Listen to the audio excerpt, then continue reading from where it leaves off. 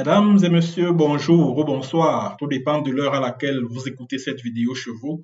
Je m'appelle Michel Biemton, journaliste web camerounais, et merci de faire confiance à cette chaîne YouTube de l'engagement sociopolitique.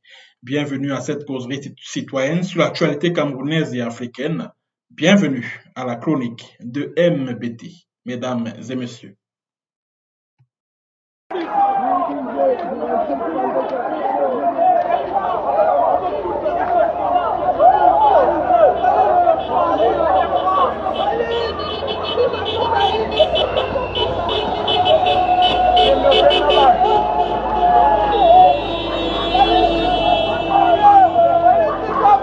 Oh Dieu est dehors, Dieu!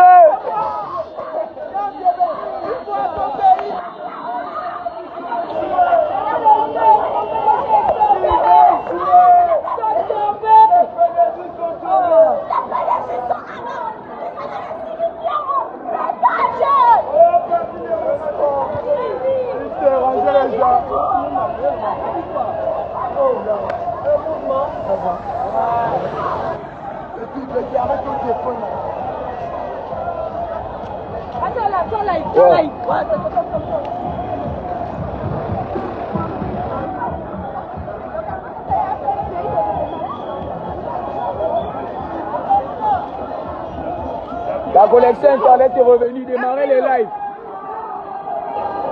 C'est un port gentil, c'est un port gentil, c'est un port gentil, c'est un port gentil.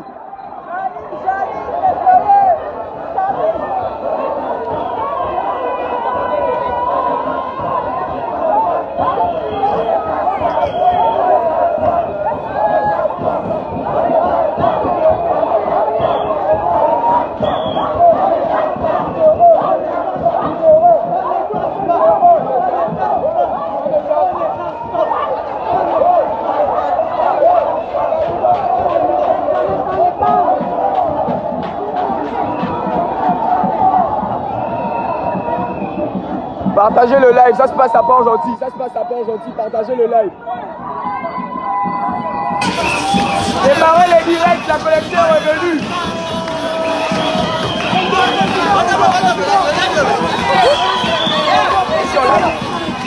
C'est mal, c'est filme-moi.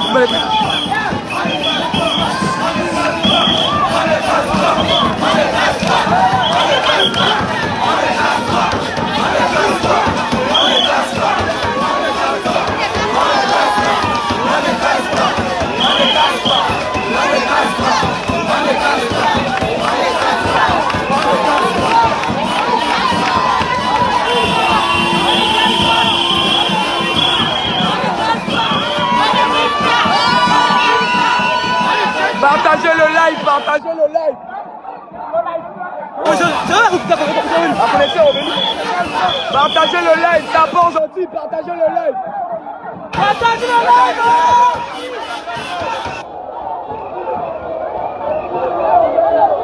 Partagez, partagez, partagez, partagez. Mettez les cœurs, partagez le live.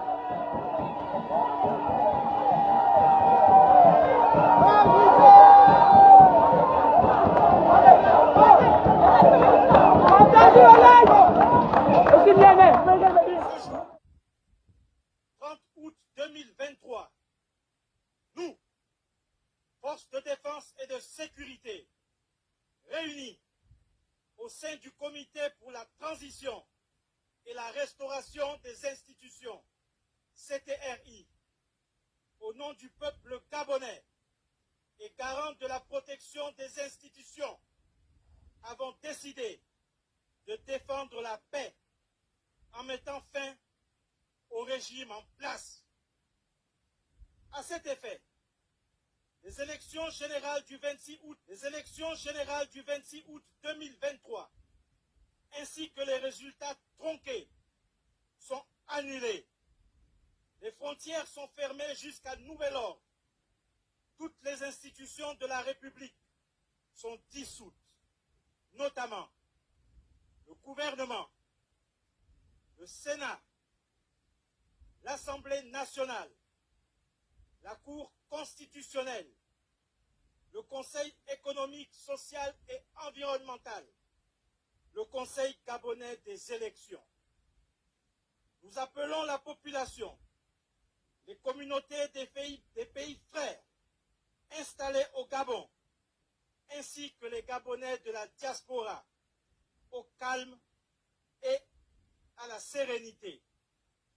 Nous réaffirmons notre attachement au respect des engagements du Gabon vis-à-vis de la communauté nationale et internationale.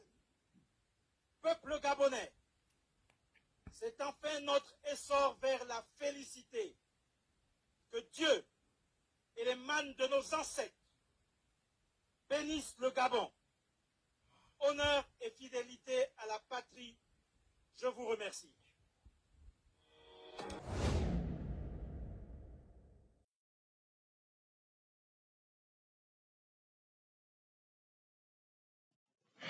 Voilà, mesdames et messieurs, vous venez donc de suivre quelques images qui nous viennent de Libreville, des images, des scènes de liesse, d'explosion, de joie des populations vivant à Libreville, la capitale gabonaise, après le coup d'État militaire qui vient d'être perpétré par la garde républicaine gabonaise. D'ailleurs, le nouvel homme fort du Gabon s'appelle le général Brice Clotaire Oligui Nguema, qui est un membre de la famille Bongo. Donc, c'est le commandant de la garde républicaine, un peu comme le chef des putschistes du Niger, qui lui également est un ancien commandant, est un commandant de la garde présidentielle de ce côté-là. Alors, je commencerai par dire, par rapport à ce coup d'État qui vient d'avoir lieu au Gabon, en tant que journaliste camerounais, en tant que quelqu'un qui s'intéresse aux questions, qui s'intéresse à l'actualité africaine, qui s'intéresse aux questions des droits humains, je dirais d'emblée que les Gabonais ont de bonnes raisons. Les Gabonais ont de très très bonnes raisons de savourer ces moments assez magiques parce que ça fait quand même plus de 50 ans que les Bongo règnent au Cameroun, au Gabon, pardon, que les Bongo règnent au Gabon en maître. C'est-à-dire que la famille Bongo a confisqué les richesses du pays. Vous savez que le Gabon est très riche en pétrole, en manganèse et surtout en bois. Alors, malheureusement, malgré toutes ces richesses du Gabon, 60% des Gabonais vivent en dessous du seuil de la pauvreté selon les chiffres de la Banque mondiale, ce qui est quand même assez catastrophique pour un pays que la nature a gâté, comme on dit.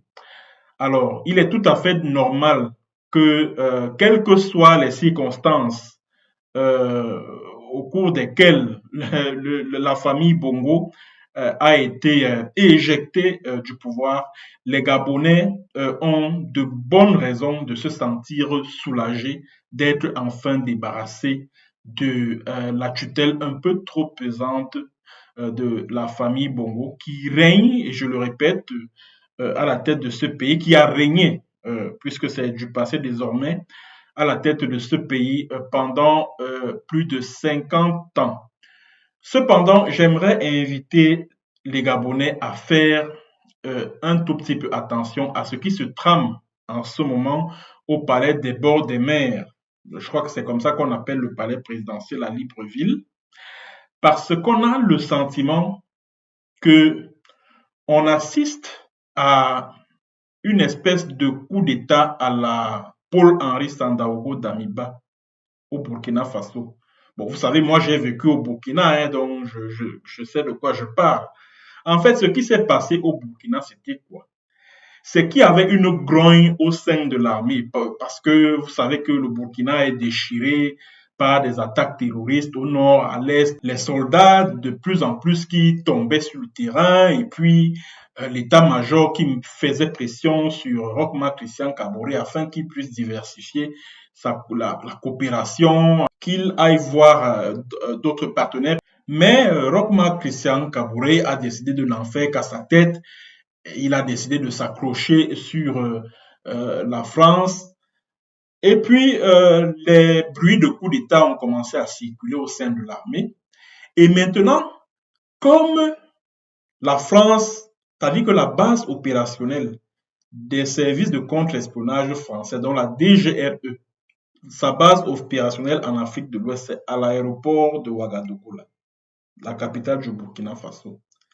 Alors, la France a donc anticipé sur un éventuel coup d'État qui risquait d'être préjudiciable à ses intérêts au Burkina Faso. Voilà donc pourquoi Paul-Henri Sandaogo, donc elle a jeté son dévolu sur Paul-Henri Sandaogo Damiba, qui a mené le coup d'État au Burkina Faso du 24 janvier 2022. C'est de ça qu'il s'agit. Bon, parce que en réalité, parce que ce que vous devez comprendre, c'est que au sein de l'armée burkinabé, il y a deux clans qui s'affrontent. Il y a le clan des fidèles de Compaoré, et c'est le cas justement de Damiba, qui a bénéficié d'un certain nombre de privilèges, d'un certain nombre d'avantages. Compaoré, il a occupé une fonction au sein de la défunte, au sein du défunt régiment de la sécurité présidentielle d'Amiba. Donc, il y a donc le clan des compaoréistes, si je puis ainsi m'exprimer. Maintenant, il y a le clan des sankaristes, c'est-à-dire que les descendants des fidèles de Sankara qui ont été maltraités, qui ont subi un certain nombre de brimades au sein de l'armée burkinabé. Ce sont donc, c'est-à-dire que c'est cette catégorie, c'est-à-dire que les sankaristes, c'est-à-dire que la tendance sankariste au sein de l'armée burkinabé, c'est cette tendance-là donc qui était en train de préparer un coup d'État contre Roch-Marc Christian Kabore. Bon, maintenant, comme la France était au courant, elle a donc positionné son plan, elle a anticipé sur les événements qui devaient subvenir et placé son pion Paul-Henri Sandaogo Damiba. Quand Damiba prend donc le pouvoir à l'issue du putsch du 24 janvier 2022, tous ses camarades au sein du MSPR, je crois que c'est comme ça que s'appelle le régime militaire au Burkina Faso, se rendent compte que il est en train de vouloir reconduire le régime Compaoré. Vous vous rappelez que du temps de Paul-Henri Sandaogo Damiba, Blaise Compaoré, qui a été condamné dans l'affaire Sankara, est quand même parti de Côte d'Ivoire pour le Burkina à Ouagadougou. Et il est reparti chez lui en Côte d'Ivoire comme si de rien n'était, alors qu'il était sous le coup d'une condamnation à vie, assortie d'un mandat d'arrêt international. Ce que les Burkinabés ont mal perçu, même au sein de l'armée. C'est-à-dire que cette affaire a suscité des gorges chaudes au sein de l'armée burkinabé. Voilà donc pourquoi il y a eu un autre coup d'État le 30 septembre 2022 qui a conduit à l'avènement du capitaine Ibrahim Traoré. Vous voyez que là, c'est un officier subalterne de l'armée parce que les officiers subalternes sont à l'écoute, sont plus à l'écoute de la troupe que les officiers supérieurs, les lieutenants-colonels, les colonels, etc., qui bénéficient de tous les privilèges, de tous les avantages, pendant que le gros de la troupe n'a pratiquement rien. C'est de ça qu'il s'agit.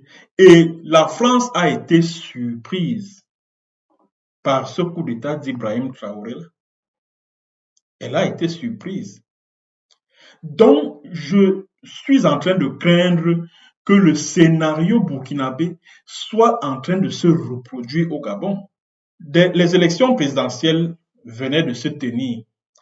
Il est évident que Ali Bongo a perdu les élections au Gabon. Ça, il ne faut pas qu'on se leurre. Ali Bongo a perdu les élections présidentielles.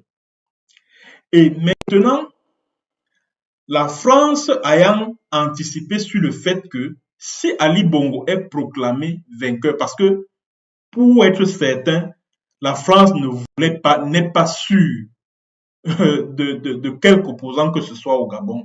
qu'il s'appelle Ondo-Ossa ou alors, je ne sais pas qui d'autre. La France n'est sûre d'aucune figure de l'opposition au Gabon. Alors, qu'est-ce qu'elle a fait? Elle a anticipé sur un éventuel soulèvement consécutif à la proclamation des résultats favorables à Ali Bongo et si possible à la récupération par l'armée de cette grogne sociale, c'est-à-dire que par une aile progressiste de l'armée gabonaise. Parce que ce que vous devez savoir, c'est que au sein de l'armée gabonaise, il y avait déjà un malaise, puisque il y avait une tendance au sein de cette armée qui en avait marre des Bongos, qui ont quand même déjà régné à la tête de ce pays depuis des décennies. Alors, ils en avaient marre et voulaient voir un autre visage à la tête de l'État. Les services de renseignement français étaient au courant de cela et ont anticipé sur une éventuelle prise de pouvoir par une tendance au sein de l'armée qui risque ne pas lui être favorable. Donc, la France a tiré les leçons de ce qui s'est passé au Niger parce que ce que vous devez savoir, c'est que Emmanuel Macron a, d'après le Canard enchaîné, quand le coup d'État a eu lieu au Niger, après le coup d'État du 26 juillet dernier au Niger, Emmanuel Macron a blâmé le chef de la DGSE, du service de contre-espionnage français, que c'est quand même trop. Après le Mali, le Burkina, c'est le Niger. Donc, comment est-ce que les renseignements français n'ont rien vu venir? C'est quand même de trop. Ça, c'est ce que Macron a dit au patron des services secrets français. Alors, la France a donc dû anticiper sur un éventuel putsch qui devait amener au pouvoir un régime militaire qui risquait de ne pas lui être favorable. Alors, on a donc placé le chef de la garde républicaine là. Vous avez vu ce général saluer le président Emmanuel Macron. Parce que, et ce que j'aimerais vous amener à remarquer, c'est que depuis la survenue de ce coup d'État, contrairement à ce qu'on a vu ailleurs, au Burkina, au Niger, au Mali, on a vu la France condamner le coup d'État, exiger le retour immédiat à l'ordre constitutionnel. On a vu l'Union européenne menacer la junte militaire de sanctions économiques. On a vu les chefs d'État de la sous-région concernée se réunir pour condamner. C'est-à-dire qu'on a vu d'abord les organisations sous-régionales concernées produire des communiqués pour condamner ce coup d'État qui est contraire à la Constitution et la condamnation a été suivie par un appel au rétablissement de l'ordre constitutionnel, etc. Vous voyez, tout le monde est muet, même la France, elle est muette. J'ai suivi le Premier ministre de France dit « Nous suivons de près la situation du côté du Gabon. » Alors qu'ailleurs, on dit « Non, nous condamnons le coup d'État. » Bon, c'est vrai que j'ai suivi le porte-parole du gouvernement tout à l'heure dire qu'il condamne le coup d'État, etc., etc.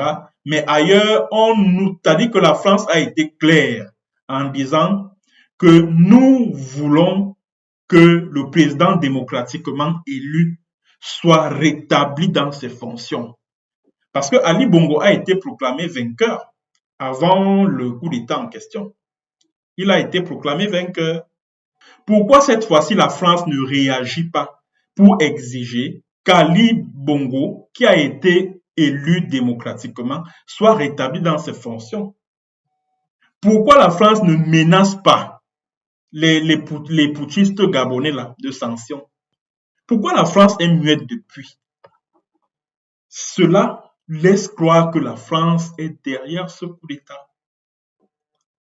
Et qui a pris le pouvoir? C'est un membre de la famille de Bongo. Donc les Gabonais qui sont en train de se réjouir là, en même temps, ils doivent ouvrir l'œil et surtout le bon. Il faut que les putschistes là, les putschistes gabonais, puisse répondre aux aspirations de la majorité du peuple gabonais. J'aimerais par exemple entendre de la bouche du chef des putschistes, là, le général, le chef de la garde républicaine, là, que nous allons revisiter les contrats pétroliers ou miniers avec les compagnies françaises, par exemple. Nous allons revoir un certain nombre d'accords secrets. Nous allons démanteler la base militaire parce que la France a une base militaire au Gabon. Nous nous attendons à un discours de ce genre. Tant que les membres de la junte militaire ne tiennent pas ce genre de discours, ça veut dire que ça ne vaut pas la peine. Ça veut dire qu'ils sont dans une logique de perpétuer le système clanique des Bongos. Aussi simple que ça. Aussi simple que ça. C'est-à-dire qu'ils sont dans cette logique-là. Alors, le régime Bongo serait parti pour mieux revenir. La famille Bongo serait partie pour mieux revenir. Bon, c'est vrai que j'ai appris que son fils, Noureddin, je crois que c'est comme ça qu'il s'appelle, a été interpellé et puis il est accusé des faits de corruption, de faux et usage de faux, etc., etc. Bon, maintenant, l'autre volet de mon intervention à travers cette chronique, c'est quelles pourraient être les leçons, c'est-à-dire que quelles leçons le Cameroun pourrait en tirer. Je suis sûr que dès cet instant, la famille des Biya va commencer à dormir d'un œil. Je suis sûr que c'est la panique en ce moment au palais présidentiel des Toudi. C'est la panique totale. Parce que cette armée-là que Paul Biya a gavé de tous les privilèges, de tous les avantages et des marchés publics. Et c'est-à-dire que Paul Biya a permis à tous ces colonels, ces généraux, ces lieutenants-colonels, ces capitaines, ces sergents, c'est-à-dire qu'il a permis à cette armée de s'embourgeoiser, de s'enrichir, hein, d'investir dans l'immobilier, dans le secteur des microfinances, des banques, hein, dans l'extraction des minerais, de l'or, du manganèse, du diamant, etc., etc. Mais en même temps, je suis sûr qu'au sein de l'armée camerounaise, il y a des patriotes. Il y a des personnes qui en ont marre de la famille Biya, qui contrôle l'essentiel de l'appareil de l'État depuis plus de 40 ans. Ah oui, je sais qu'il y a une aile progressiste au sein de cette armée. Et je vous avais dit ici sur cette chaîne que International Crisis Group en 2010 avait publié un rapport qui faisait état de ce qui avait une division au sein de l'armée camerounaise. Que l'armée camerounaise est divisée. Et à la faveur des luttes de clans pour la succession qui sont en ce moment, c'est-à-dire que qui battent leur plein en ce moment, je crains que pour trancher, l'armée ne soit obligée de prendre les choses en main, comme au Gabon là. C'est de ça qu'il s'agit. Puisque quand vous regardez la famille des Biya, la famille des Biya contrôle toutes les richesses du pays, un peu comme la famille Bongo au Gabon. Le couple Paul et Chantal Biya, c'est quoi? C'est le pétrole. Franck Biya, c'est le bois. Pierre Meba et puis, comment il s'appelle? Bonaventure Vondo Assam, c'est de l'or qu'ils exploitent à l'est. Bref, tous les membres de la famille des Biya ont des permis d'exploitation des pierres précieuses au Cameroun. Donc là maintenant, avec ce qui se passe au Gabon, là, c'est la panique totale au palais présidentiel des Toudi. Les gars se posent la question s'il faut vraiment faire confiance à l'armée camerounaise. Puisqu'en réalité, les personnes qui davantage au sein de cette armée, c'est-à-dire que les grades qui davantage ont profité des 40 ans des Biya à la tête du Cameroun. Ce sont les généraux, les colonels, les lieutenants-colonels. Les officiers subalternes, les hommes du rang là, eux, ils ont eu quoi? Ils n'ont rien eu. Rien. Ce sont les enfants de la plèbe, comme nous autres comme ça, là. C'est-à-dire qui sont sensibles aux souffrances, aux misères de la population. Alors, en ce moment, avec ce qui se passe au Gabon, les gars sont dans une panique totale. Ils ne savent pas d'où peut venir la balle. Ah oui, ils ont vraiment du souci. C'est-à-dire que les membres de la famille des Biya ont du souci à se faire. Ah oui, parce qu'ils ne savent pas d'où le danger peut venir au sein de cette armée-là. Ils se posent la question de savoir si ils peuvent vraiment faire confiance à cette armée pour les protéger au cas où. Pour les protéger au cas où. Et ce qui s'est passé au Gabon n'est pas du tout le bienvenu pour Maurice Kamto, qui dit qu'il veut encore se porter candidat à l'élection présidentielle de 2027. Je ne sais pas par quelle alchimie, puisqu'il n'a aucun élu. Alors, ce qui va donc se passer, avec tout ce que l'on a vécu en termes de razzia de l'opposant Albert, l'économiste Albert Ondoosa, parce que c'est Ondoosa qui a gagné les élections. Il faut pas, écoutez, il faut pas qu'on se leurre. C'est lui qui a gagné les élections. Alors, pour éviter donc le phénomène, c'est-à-dire que le syndrome Ondoosa, qui est enseignant d'université, et Maurice Kamto est lui aussi enseignant d'université.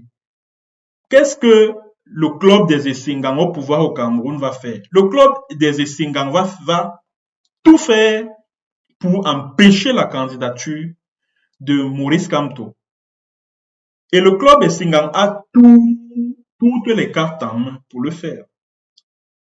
Puisque Maurice Kamto a décidé de boycotter les législatives et municipales de 2020, ce qui l'a privé d'élus devant lui permettre de se porter candidat à l'élection présidentielle de 2025.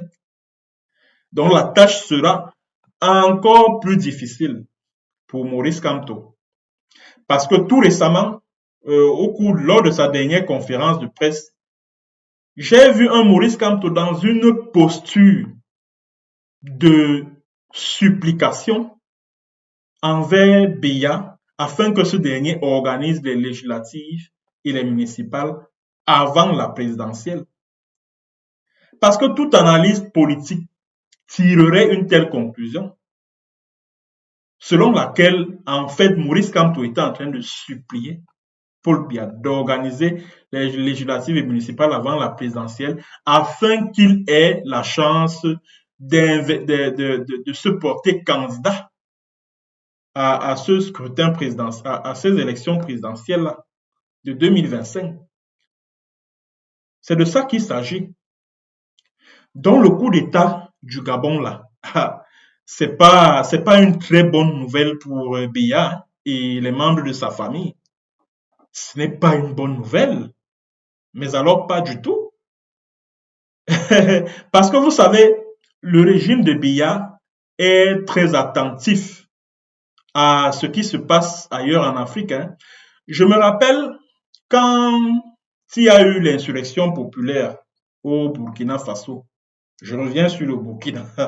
C'était du 30 au 31 octobre 2014. Quand Compaoré est tombé, Biya a paniqué, puisque entre Compaoré et lui, ils avaient une seule chose en commun, c'est le fait d'avoir mis un peu trop long au pouvoir. Parce que Compaoré a été renversé par une insurrection populaire après 27 ans de pouvoir. Et à l'époque, Biya était à sa 32e année de pouvoir. Donc, c'est presque similaire. La durée, la longévité au pouvoir. Alors, qu'est-ce que Biya a fait? 2 mois plus tard, Biya a promulgué la loi antiterroriste. C'est-à-dire que cette loi qui criminalise les manifestations dans les rues. C'est-à-dire que si on te trouve en train de manifester dans la rue pour contester le pouvoir des Biya, on t'arrête, on te jette en prison, on te juge au tribunal militaire pour terrorisme. C'est-à-dire que 2 mois seulement après, Biya a promulgué la loi là, pour se prémunir de tout soulèvement populaire qui pourrait le balayer. Alors, ce qui s'est passé au Gabon, juste à côté, parce que le Burkina, au moins, est un peu plus loin du Cameroun. Or, le coup d'État a eu lieu aux portes du Cameroun. Vous pensez que Biya peut continuer à dormir tranquille, que ce soit lui, que ce soit son fils, que la France est en train de préparer à lui succéder? Non. Ou alors les membres de sa famille, vous pensez qu'ils vont continuer à dormir tranquille? Non, non, non, non, non, non, non, non, pas du tout, pas du tout, pas du tout, pas du tout. Je suis sûr qu'il y a une aile progressiste au sein de cette armée-là qui pourrait s'inspirer de leurs camarades d'armes du Gabon. Ça, j'en suis sûr et certain. C'est une hypothèse qui n'est pas à exclure, mais alors pas du tout à exclure. C'est donc ce que j'ai voulu dire par rapport à cette actualité, le coup d'État au Gabon. Merci de partager massivement la vidéo et surtout de vous abonner à ma page YouTube Michel Biemtong. À très très bientôt pour une autre séance et sur un autre thème. Bonjour ou bonsoir.